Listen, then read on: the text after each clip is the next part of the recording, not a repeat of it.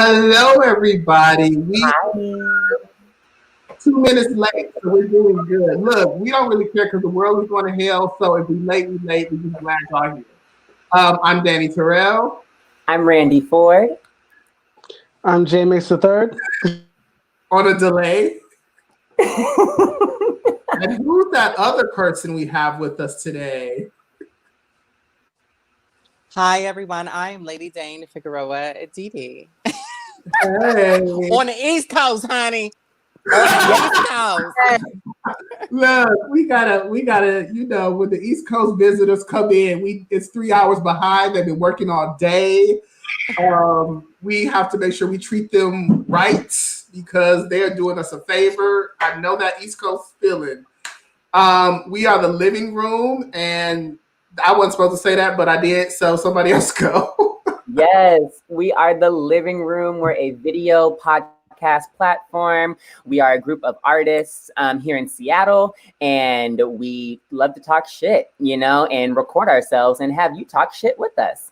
We talk about a plethora of things: fashion, public health, politics, sexual health, and really just pretty much anything, whatever's happening in the news. And we started off as a video live performance, platform, but now since the Rona, of course, we've made it digital. I'm usually next to Danny right now, but we're doing a little something different this year. Happy New Year, everyone. We're back.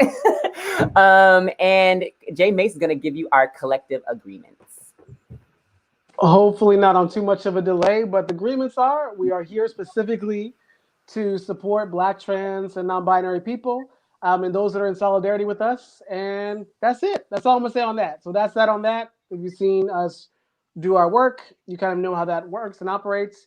And we can guide you through that process if you haven't been through it before. Yeah. Yes. Please leave comments. If you're watching us from Facebook and or YouTube, please, we want to show your comments. If you don't want your name being seen, don't leave a comment, but we're going to post your comments. So please talk with us, chat with us, engage, exchange with us. Yes. Oh, and we have segments. That's my part, right? And we have segments like any other regular video podcast platform. We have Blessings and Bullshit. We have a Killing It section, which we'll go into after.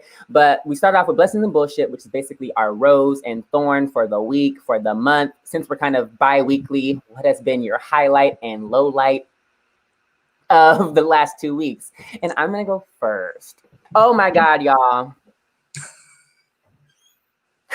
Like, I just have to breathe for a second because the amount of bullshit that came my way in literally just the past week has been so wild. So what is up with me in cars? Everyone, like, I always feel like I have something car related, but literally this was not my fault. Okay, like this time it was not my fault. I'm the auntie that gets my car towed 4 times a year, but this time, why did I go out to my car on my way to deal with some family emergency bullshit, right? And this was on Saturday. I go out to my car and there's a little note on my windshield saying that the precinct was by. And I was like, oh, is this a ticket? Like, why was the precinct by my car? Like, I don't know, right? And I look at my car, or the car behind me, rather. I look at the car behind me and it's completely like ashed, blown up. The whole hood is on, like, it's charred, like charcoal, burnt, busted. The front is going like the whole car. And then my car has a whole, like, all of my trunk is melted, like, because it was just parked next to it. So I still don't know what the details of, like, if it was a vandalism, if the car had problems behind me and exploded, but like it literally looked like a Marvel character blasted the trunk of my car and it said and melted all over the street. I had to move it. Why was it dragging? Like, it would, like, she's movable, she's drivable, hopefully fixable, but the way that she was trailing as if I got hitched, like, it was not cute. Like, it was not cute. Somebody was staring at it. I told them to mind their business. Anything can happen in Capitol Hill. It's not your car. Don't judge a book by its cover. It's still drivable. it's still safe, but my car looks crazy, y'all. Like, I wish I could show you a photo. Like, it looks crazy. The blessing with all of that was that my friend's sister hooked me up with a whole new rental for the week that I had been having. And I'm in love with pickup trucks. One, I am living my whole lesbian fantasy, driving this big ass Ford truck with like big wheels and a big ass bed truck. Oh my God. Like, just the way like a big truck just says, don't fuck with me on the road. It just really, me and David just got back from watching the sunset, drove up to the north a little bit to be like, oh, look at this. We need to find some calm and some peace. We even talked a little artistic stuff. So yeah, like the blessing around was that like I had supportive friends and family who were just like, what happened? Like, one, the rental came in swift. Everybody, I had to check in with y'all. You're like, were you in the car? I wasn't in the car. Like, I still don't know to this day. Insurance is figuring out what happened. They're trying to figure out all the logistics and find the police report, find the person. The car that blew up is still parked in the same spot. And so I'm like, I don't know. But it was all after too, like some family bullshit. Like I was just like, it just kept being like, you're not gonna enjoy your time this week. Like, I just felt like there was a whole, like, just jab at the throat. But it's okay. I'm here. I have a cider next to me. Again, the rental's cute. I have her till Saturday. And yeah, we're just gonna do positive vibes and literally take it day by day. Like literally, that's all I'm gonna do. But yeah, that's me in a nutshell. Hopefully y'all had a nice, joyous week. Danny? Okay, so the reason Randy, she is not here, and I guess it feels kind of weird that she's not next to me right now, is because our household is on a bit of a quarantine. Nothing super bad, but if you've been watching the show, you've heard me talk about the little. The little is back with the mom, so our niece is here with the little, and so we just want to make sure people are safe. They flew in last night from Detroit, Michigan, so today is day one of them being here, and he's hilarious. I just want to say that much. Yes, my sidekick, just consistently right there. So this is going to be an adventure. The little was helping me work out today, this morning, i.e. just getting in the way and pushing things around and not really helping. So the house has changed once again. But it's a positive thing. It's a really good thing. So yeah, the other thing is that today I got told no of something, and it was, in hindsight, it was the best thing that could have ever happened. I wanted this thing so bad, and I'll tell y'all later offline, but I wanted, because I hadn't told y'all, because I was like trying to keep it real hush hush. But I wanted this thing really bad, and I went in the process of with the people, with the thing, and after the process, I was like, you know how you like excited about something, you talk to the people, and you just go like, no. And I was still trying to tell myself I want it, and then I was just like, I actually don't, because it just didn't feel right. Like, it just didn't feel right. So no's are beautiful things. And so I had to really just go like, if a yes would have happened, it wouldn't have been good. And I see that in hindsight. So that's a blessing in disguise. I know we don't talk about that because we always want something, but the no is really beautiful. The BS, it's just white people. My favorite subject of just, we all know what happened last week. And I give white people no passes. I don't care if you have been my friend for a million years. You are no longer getting a pass. You really haven't gotten a pass. I just, you can just walk into some place and just wreak havoc, and people are just like, it's patriotic. But I'm asking you not to kill somebody, and it's a riot, and it's a scare. Child, bye. Anyway, that's all I want to say on that. Just white people, get your people. Don't get us, get your people. I'm tired of y'all. I'm tired of y'all.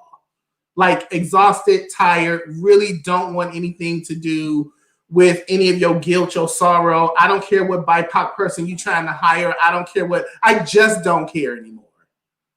Cause y'all just let, especially white men, just do what the hell ever. So anyway, Mase, I'm done. That's it. So my only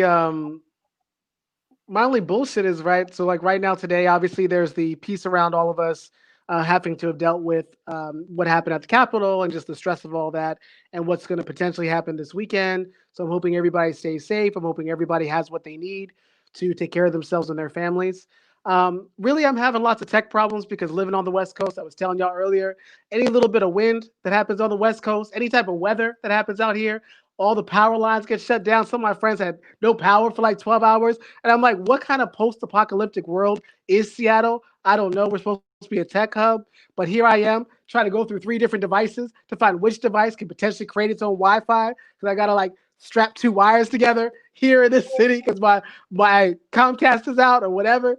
So that's my only bullshit. My blessings are that Dana and I have the Transphobias of Sin campaign coming up on Friday.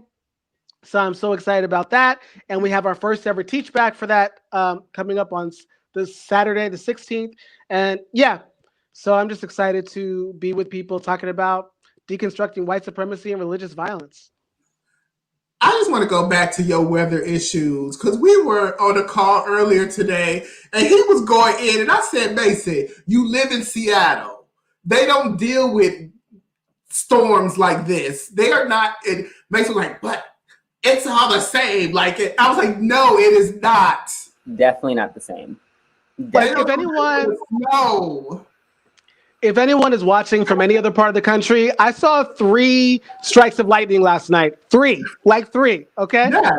And everything down my block, I watched everything flicker off and on all night. I was like, just a whisper of a storm, just shuts down. In some houses, the power doesn't go out. Like mine, like we were fine, but I watched around, like there was some building, like, what's up with this city? Like, it shouldn't be there, is one thing.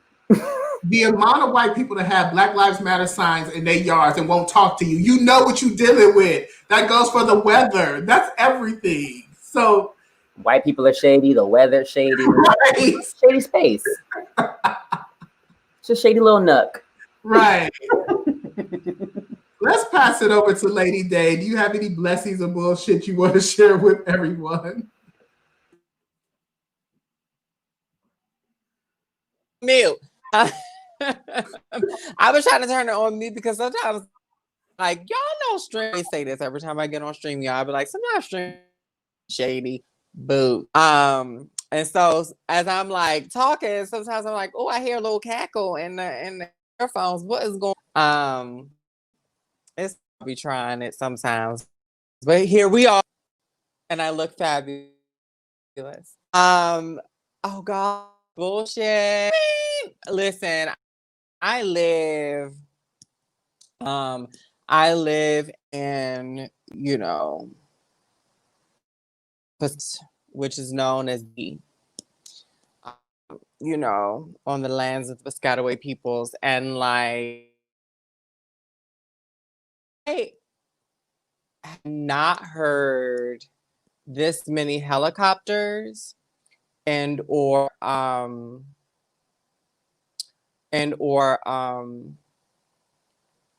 police officers in a very long time. In a very, very long time. So that has been a little bit anxiety inducing, I guess I would say, because like I'm like, what, child? Like every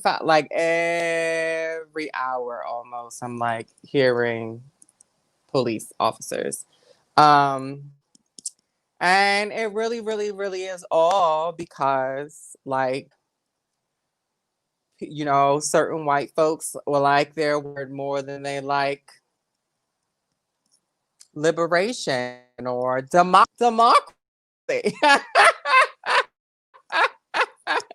Because I'm just saying, if we're going to talk about white supremacy and dismantling white supremacy, we must understand that white comfort and this myth of white benevolence will also be dismantled and away with.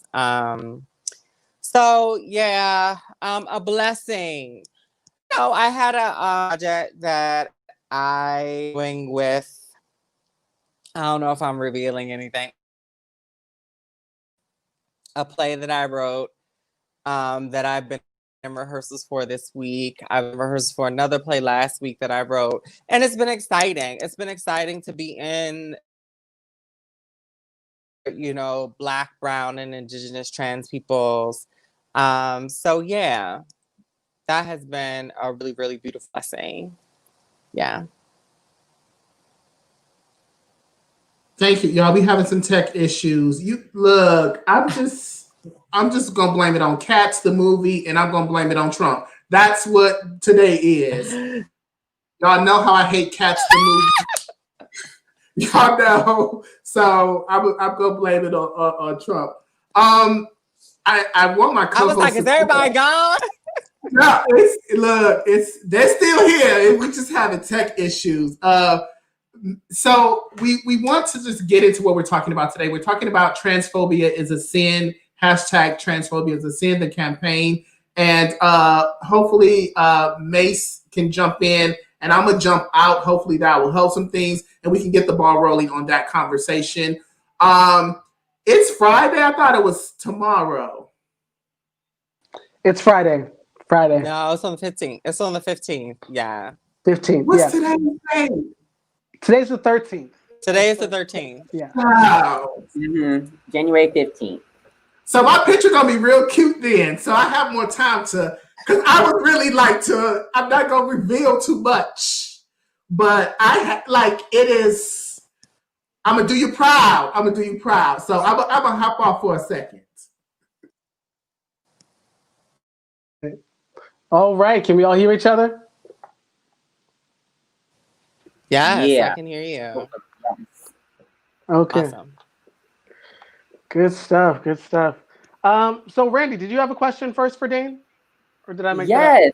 Yes. And for folks, let's introduce Lady Dane Figueroa Aditi for folks that don't know. And we have a short bio, Dane, for you that I'm going to just read aloud, because you're so amazing.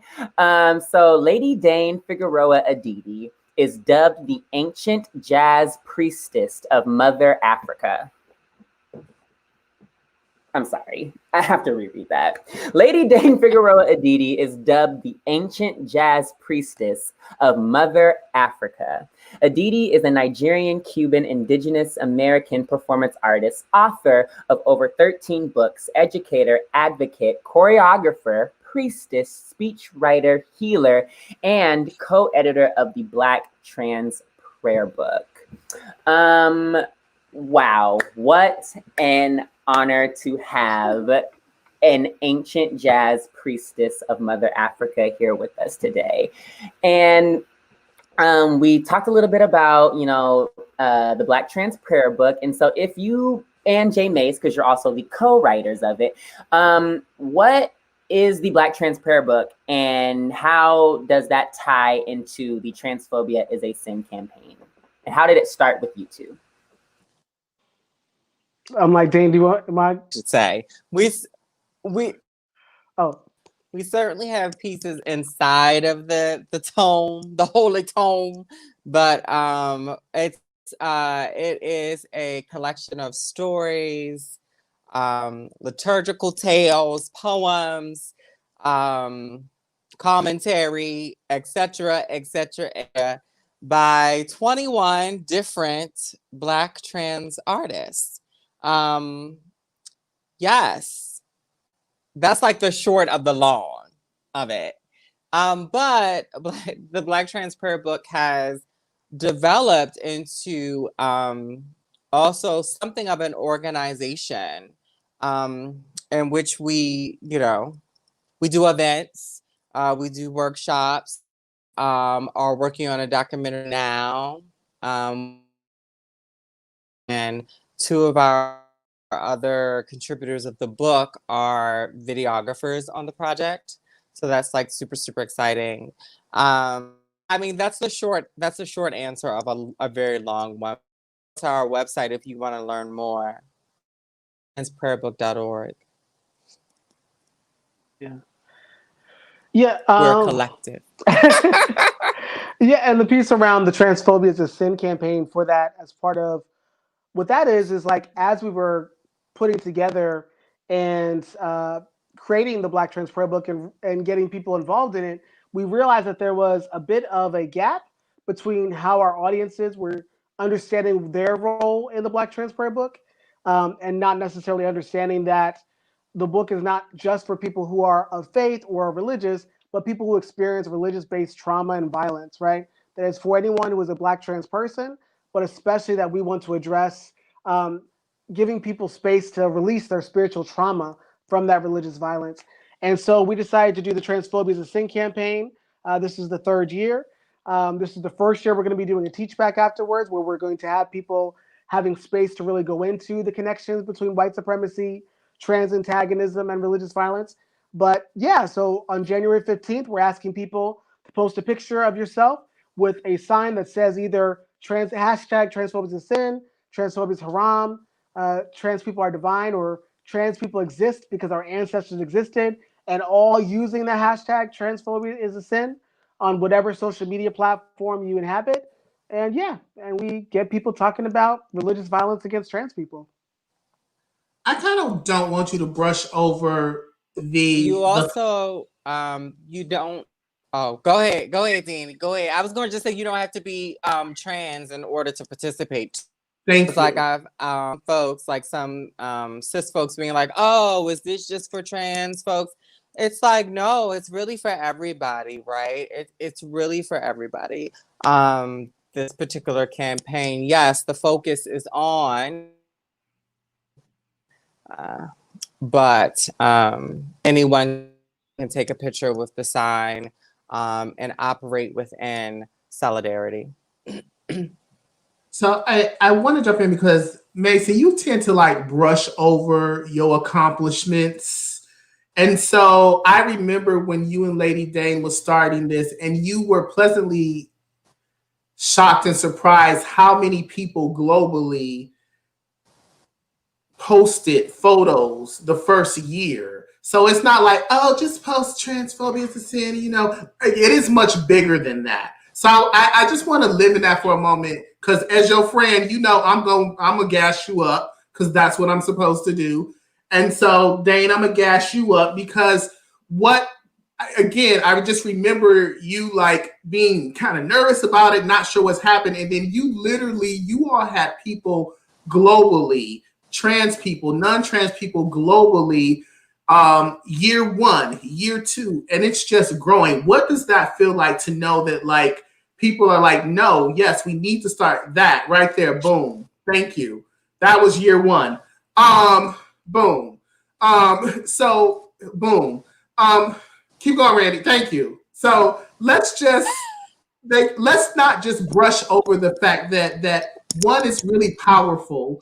2, that it gives people something to speak about that maybe, especially trans folks, to speak about something that maybe they were afraid to speak about, they couldn't speak about. You all opened up space for people to really start talking about what it is to be trans, what it is for that intersection with spirituality. I just kind of want y'all to talk about that more.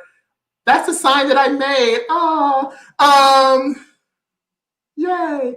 So can we just talk about that more and not brush over it like, oh, it's going to happen January 15th, make a sign. Like, it's much bigger than that, y'all. So I think a thing for me, right? I think a thing for me is that, it's kind of wild to talk about, right? Because so many of us do carry so much trauma. And so there are people who are trans and who go through the world. I was actually talking to my sister about this the other day. She's not trans. She's a cis person. She's a queer person. And she has a lot of spiritual trauma. And for her spiritual trauma sometimes comes across as anger. She's very angry about religion and religious spaces. And so sometimes we talk a little bit about that. And I was having this conversation with her and I said, you have this trauma from religious spaces, but you have a functional trauma in which like you're angry and you're clear on your anger, you're clear on your stuff, and you might not actually spend time in your lifetime processing this, but it's not impeding your other stuff. When it comes to being a Black trans person in the world around spiritual trauma, like that trauma is continuous. It is getting violence on the street. It is preventing us from getting jobs. It's preventing us from having housing. It's preventing us from having healthy relationships. It is preventing us from being in spaces where we love ourselves and take care of ourselves and treat ourselves well, you know? And so many times I know for us, we interact with other Black trans folks who are struggling, who hear the word religion and not just like angry, but are in tears, are reminded about how they no longer have connection with the family, are reminded about how someone demonized them as a young person, are reminded about all this different trauma that they carry. So to me, to see hundreds of people now, hopefully, over 1,000 people, who participate in this, over at least 6 countries, over 3 continents, it's powerful. It's just like, the other day, someone approached me who was in a talk of mine, and he's been out for a little while as a Black trans person, and he believes in his heart that he's going to hell. Just like inherently, he believes he's going to hell. And that is shaping his whole reality of what he's going to do in the world, how he's sitting with himself. And I want to live in a world in which people don't believe that other people have more control over their relationship to their own spirit, to their own God, to their own creator, than they do. Like that we have control over our lives and what we speak into it. And that we can speak caring into it, we can speak intention into it, and we can hold religious institutions accountable for that religious violence. Because that person, what they're experiencing, that is the epitome of what that violence can invoke and evoke in one person. And when hearing that, we're Yeah. talking a little bit earlier, this idea of church and state and like the separation, like I was like, and from my understanding, what that, the separation of church and state basically is what permits, I guess, religious institutions to be like, well, it's a part of our religion, to, act this way towards this demographic, you know what I mean? To be, and like, does that, like, what is the separation of church and state? Like, is it a real thing? Is it like a legal like, is it a thing that we can talk about to be like, hey, this needs to stop because, these religious institutions are basically targeting groups of people, you know what I mean? To like through violence, through whether, calling them all types of things in the church by, removing, getting people to ostracize them, you know what I mean? Like when I think of just like, pastors, deacons, bishops, like, so what is church and state? And is it something that we can change, do you think? Or is it something that can be, I don't know, revisited? Because I feel like that is like the main reason why the church will never change, why religious institutions will never budge when it comes to, pro-life laws, when it comes to same-sex marriage, when it comes to, all these things that we think, queer people and women, like, I just feel like, yeah, there's a lot of like things that keep and hold and secure the churches, institutions to be this way. And if you had any thoughts about that. Well, I don't necessarily the idea of a separation of church and state is an illusion, right? Like it's an illusion because the church itself, as much as it is a system, it's an institution, it is all benefit other people. Or can you repeat that, Jane? I'm sorry, you're going out a little bit. I said the separation of church and state is an illusion, right? Partially because the church itself is, and it is made up of and because of the ways in particular the American church, or we talk about We're having a little bit, you're breaking the up just a ways little bit, in Dane. which. Can you hear me, Dane? organization.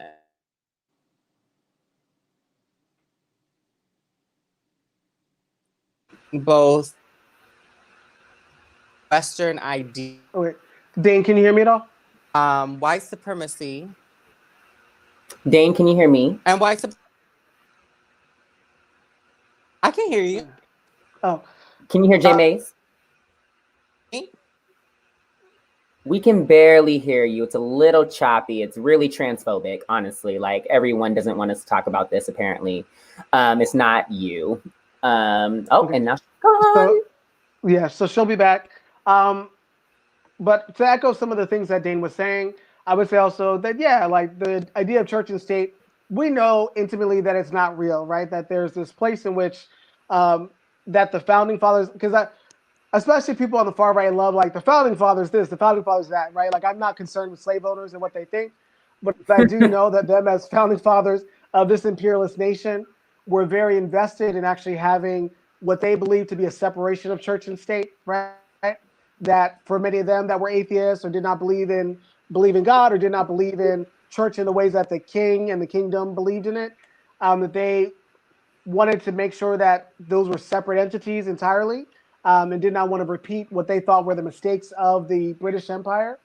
The problem being now we have a space in which organizations do not pay any taxes, do not pay into actually supporting other people, but do get to have control over the law, right? And get to sort of lie about it and be dishonest about it. So that's sort of, yeah. I don't, as far as stopping it, I do think that we can change the culture of institutions. I do think that institutions have to prove their worthiness to the people over the institution itself. As just because it's religious doesn't mean that it deserves to survive. Especially institutions. Yeah, because churches are hoarders of wealth, they're hoarders of land, they're hoarders of resources all the time. Yeah. Yeah. Hopefully Lady Dane can come back. What is, and we'll move on to the next question. What is one of the biggest sins against Black trans bodies, you feel? I mean, I think the thing that we just talked about, like this mythos of the separation of church and state, right? Because I think that, that again, like whether or not we ourselves are religious, our lives are impacted, right? And so this place in which people feel like there should be this freedom to say whatever, to believe whatever, and it has no consequences, because there's this belief in there's this book called Repenting Religion. And I'm trying to remember the pastor. There was this pastor back in the day, just like, many of the conservative pastors. He got caught, doing a bunch of drugs with a male sex worker back in the day and was ousted from his original church because of it, right? And he's someone who preached against sex, preached against a whole bunch of different things. And I remember I was with an organization where we traveled around to a bunch of institutions that were anti-queer, right? That was our job to like kind of see different things. It's Ted, I can't remember what his last name was, but out in Colorado. And I remember we went to his new church after that happened, because there was a bunch of people that followed him over to his new church. And we sat and talked with the parishioners and we said, what made you follow this man that was so different than who he said he was? And has been lying a bit to y'all. And so the situation is one of the parishioners told me about this book, and so in it they talked a lot about the business of church, and that they understood that what Ted had been doing, this pastor, was about the business of church. That usually there's this assumption that there's only 1% of the population that's actually going to be impacted when you talk about queerness, when you talk about transness, right? So you can get away with those things, and you can put fear in people while keeping the money from the other people, Yeah, so I think that churches need to be held accountable for knowingly. Like some people do it without knowing because they don't really understand the system of church. They just happen to be a part of it. And there's a lot of people that are very clear on what church can do and how it can cause harm. And I'm going to put Dane in and switch myself out. Hello. There you are, lady. Yeah. There we go. It's all right. We will not. The violence. Okay. I For said, real. oh, okay. I tried to come Right? back into the I tried to come back in and it was like, no. I said, okay. Just we're not gonna deal with them negative spirits, okay? We will not be moved. We will like right? Like how dare they? They know this is important. Oh They know you did that gosh. I only smug I like for a reason. y'all, I didn't even hear half of what James now, child. It's all What right. we talk about? We asked you are all Whatever good, you want to talk about. whatever. But we did ask Jay Mace what was the biggest sin against Black trans bodies that they thought, and we want to know what your thoughts are. The biggest sin again. Well, I would say, this is an interesting question. You know, I know I keep going back to this, y'all. White supremacy, right? Like white supremacy. I think how we got here, right, with like westernized transphobia. It's very clear that it was a way of colonizers.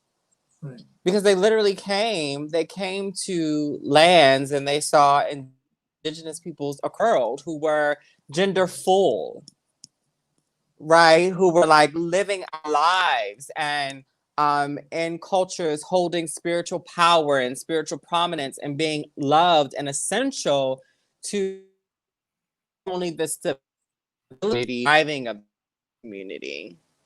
And so the attack on trans folk was deliberate, it was intentional.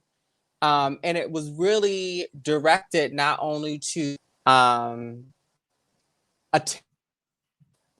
genocide of trans people, but also genocide of indigenous peoples. Mm-hmm. Because in so many communities, we are the heart. We are the spirit. Right. We are the holders. We are the ones who are able to travel between worlds.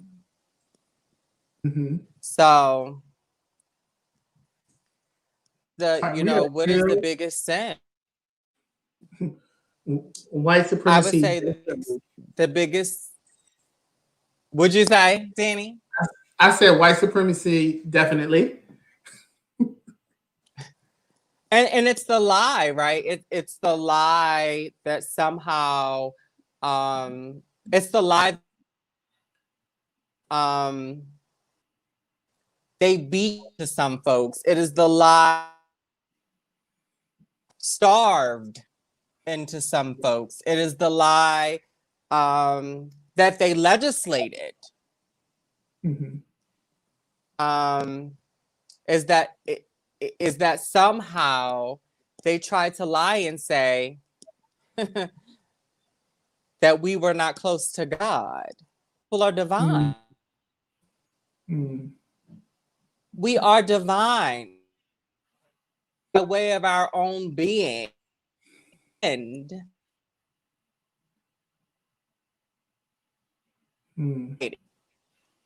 we are earth.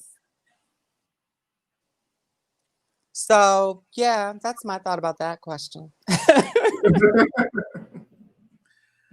I want to just circle back around to the book and just what a trans person picking up the book, opening the pages, reading the book, what do you want them to take away from the book? What do you want? How do you want them to interact with the book and interact with themselves in reading the book? I think what we'd imagine and want for Black trans folks, especially, we want every sort of Black trans person that picks up the book to have the capacity to, one, use the tools that exist in it in that moment, right? So that, you don't have to be a big old theology scholar to use the Black trans prayer book. There's like some kitchen magic in there. There's some meditations to go through if you bind. There's some meditations on and some chants on like dealing with the nonprofit industrial complex. There's some stuff around traveling while trans. So we have a lot of practical things as well as some more things that you can sit with and really that are a lot. There's some stuff that's about connecting purely to spirit. There's some stuff about connecting to spirit, head, and heart. There's stuff that's about reconnecting to the body. So primarily that there's an actionable tool that exists and creates a Black trans theology or reaffirms a Black trans theology that has largely been erased, even in quote unquote accepting, affirming, or quote unquote progressive faith spaces. You know. Yeah. What about you, Lady Dane? Uh, experience information that perhaps in other spaces have not affirmed. Particularly other religious spaces. I would want for them to be able to use like the tools within it to heal and to recognize that they have the right to thrive. That they have the right to thrive, they have the right to exist, they have the right to be here, and that they are holders of a legacy that stretches back thousands and thousands of years. They are the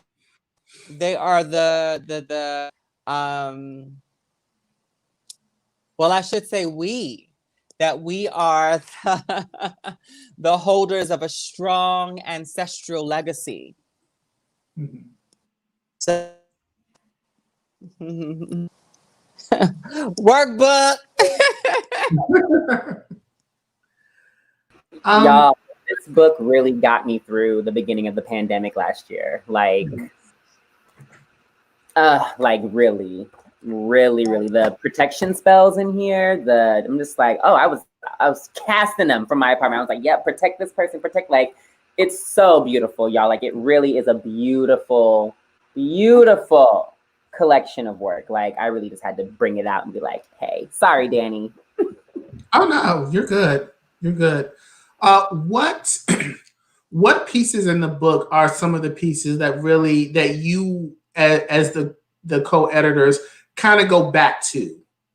Like, the book itself is powerful, but are there particular pieces that it may hit you while, I was gonna say walking down the street, but we're in a pandemic, walking in your apartment to the bathroom? Like, is it something that like hits you?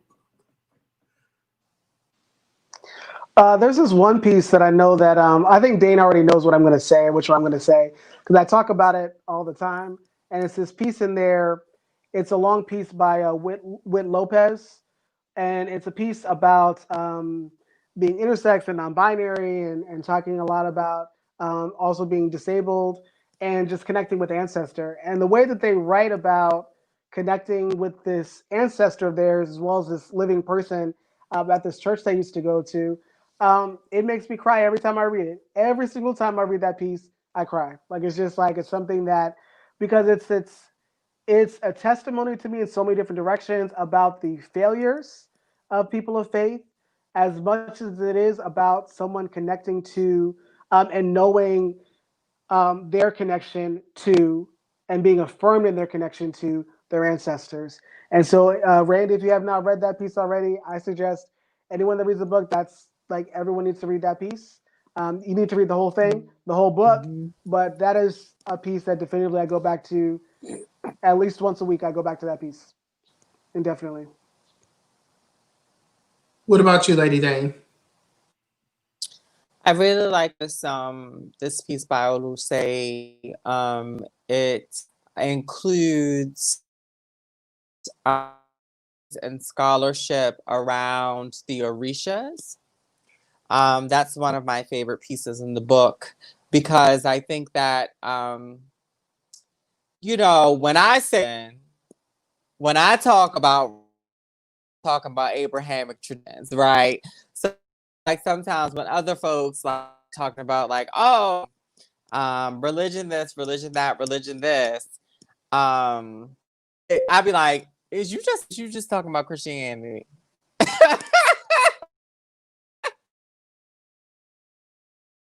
And that is, it's not to say that patriarchy, white, does not come into play in some other people's ideas about other types of religions, right, that are not Abrahamic traditions. But I really, really appreciate their piece. You know, they are Nigerian gods, ancestor gods, old gods. Enjoy their piece.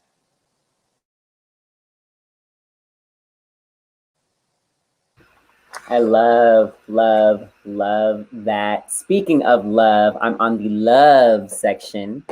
And I love, I think Danny read this piece a long time ago when we first got the book, and it was Deja's insert, Call Me By My Name.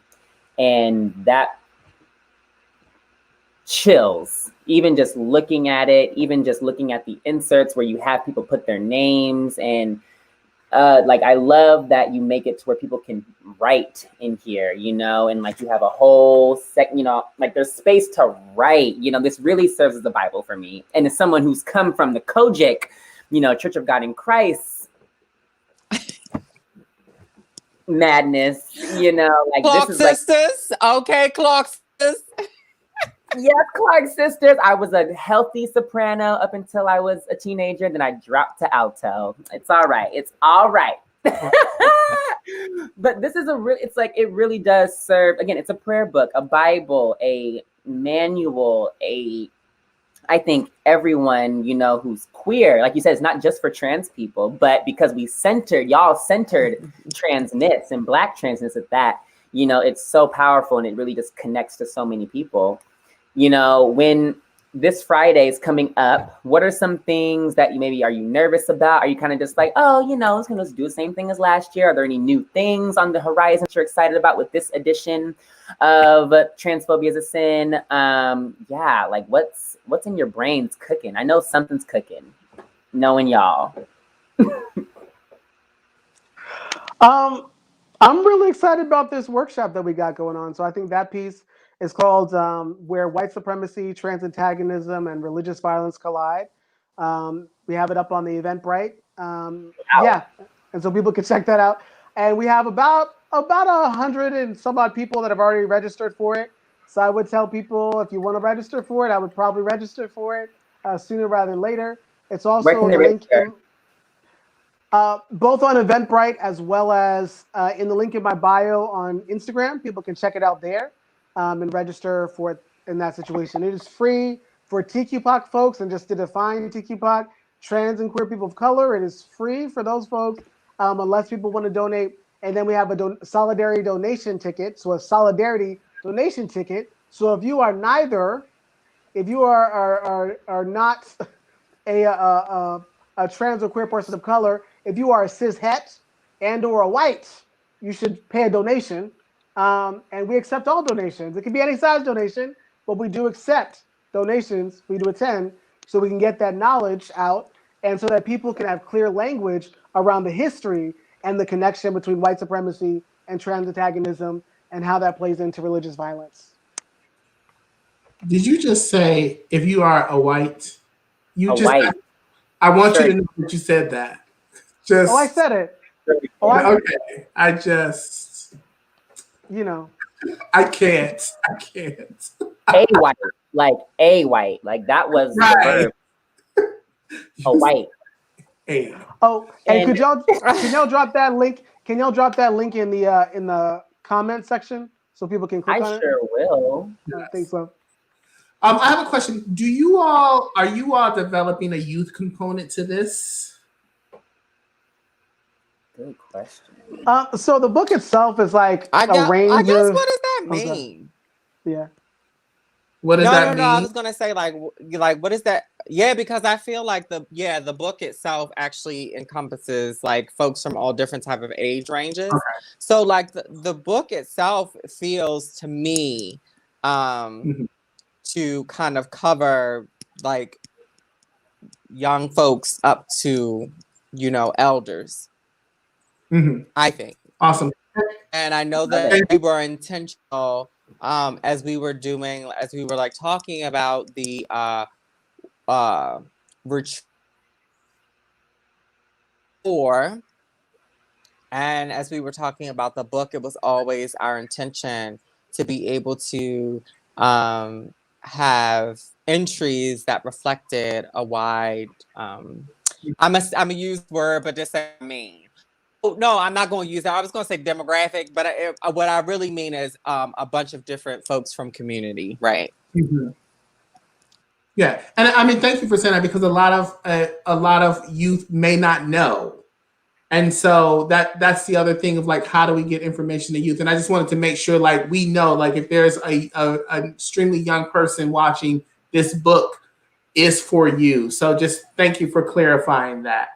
We just want to make sure that we know that it's for everybody and not just very specific things because as we know also things are created just for particular age ranges. What is the most exciting part about Friday coming up for you all? For me, it's so funny because like I feel like Mace gets so nervous about the campaign every year. And I do not, y'all. I don't. Like, I be like, okay, like, all right, that's what we gonna do. I'm like, my theater friends is gonna do it. It's gonna be, I don't get nervous about it. I don't. And so it's always so me. It is exciting though to actually participate. Um, I think well, I'm not going to tell my age, but there was a time in our life where Instagram did not exist, where social media did not exist. The time pre 2019, and in 2019, pre 2020, where social media campaigns really did help to draw attention perhaps some folks were not thinking about, or they were not thinking about them in the ways that the social media campaign was inviting people to. And so, when we started this, we really just did not know. I will be honest that it is exciting to see, like, when we have more numbers than the year before and then more numbers than that, to watch the ways in which people are wanting to engage these conversations and also at least in appearance appear to want to actually be in solidarity, right? And in community with really, really, really dismantling these systems. By the way of the stories that people tell, like there are clear instructions, right? There are clear instructions about, take a picture, take 4 pictures, hashtags, but like those instructions are pretty clear, and then tag the Black Trans Prayer Book. And then about why the campaign is happening, right? But people have also, Black people have also utilize the campaign to talk about their own stories, which I think is also very beautiful. So yeah, just make sure y'all tag us in your post. Make sure you tag the Black Trans Prayer Book in your post. Look, and I had to change the Instagram to the Black Trans Prayer Book. The Black Trans Prayer Book. Oh my God, on Instagram. See, yeah. Danny, I know how it is. It's all right. It's a lot. It's a word. It's a mouthful. And I think also part of it too is that oh shit, what happened? Wait. Go ahead. I was just gonna say really quickly. I also think too, right? Like a lot of people oftentimes talk about social media, and they talk about like toxic it can be sometimes, but realistically, like social media has also facilitated a lot of people connecting across the world who are trans, who are Black and Indigenous trans peoples. And that's another thing that I've witnessed too with this campaign, is that it also play online where people can begin to work out some of the things that they need to around heal religious-based trauma. So yeah, I just wanted to add that as well. Awesome. Thank you. Ashe. We have a few more minutes.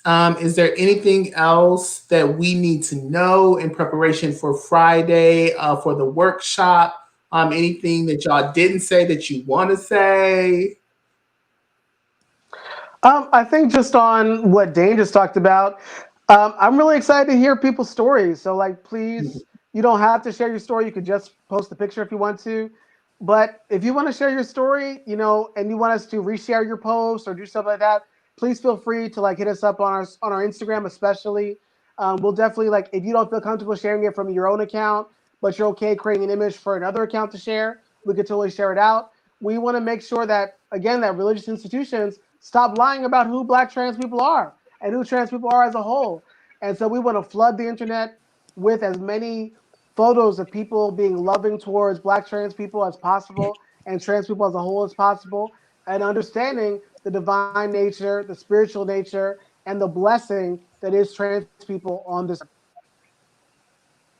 Awesome. And if anyone wants to book you off for a workshop or a conversation centered around the Black Trans Prayer Book, how can they do that? You can connect The through us website. through theblacktransprayerbook.org. Yeah, theblacktransprayerbook.org. Or our Instagram. You can hit us up on Instagram. Yeah, and we will get to you. Yeah. Awesome. Thank you all so much. Thank you all for this conversation. Dane, we know it is late where you at, and we know that you are booked and busy throughout your day.